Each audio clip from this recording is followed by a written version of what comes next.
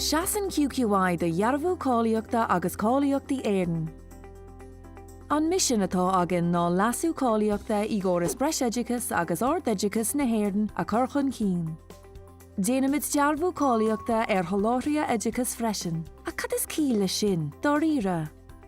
Tá gach soláthraí eidicas in Éireann freagrach as forbairt agus monatóireachta dhéine a gás dhearbhaithe Cáilíochta féin. I QQI, déanamid afreitnú éifeachtach na gás seo.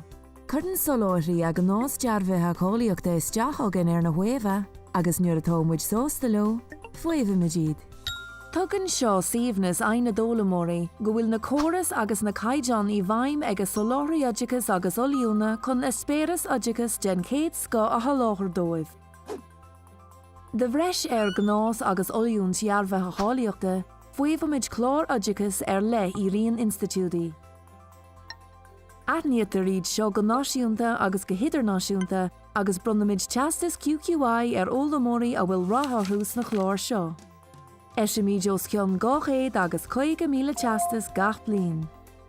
Tá aithint agus rangú Cáilíochta tábhachtach dúin agus dá mhór déanamid ústáitú agus cothabháil chóras jet levéil a gléatar an Creat Náisiúnta Cáilíochtaí. Ach ní Cáilíochtaí Éireann nach bháin aithimid. Déanamid óstáil bhunachar sonraí dar bhanam Narric Éireann ina bhfuilós ceann 900 Cáilíocht ó níos mó ná 60 tír. Curamid cóirla fáil chun na córsaí seo a chuirí gomparáid le córas na hÉireann, agus curamid cóirla fáil chomh maith dólamóirí bhíonn leo a Gáilíochtaí Éireannacha a dúsáid go hidirnáisiúnta. Go bunúsach is muidna an gníomhaireacht rialtas atá freagrach as Dearbhú Cáilíochta agus Cáilíochtaí in Éireann.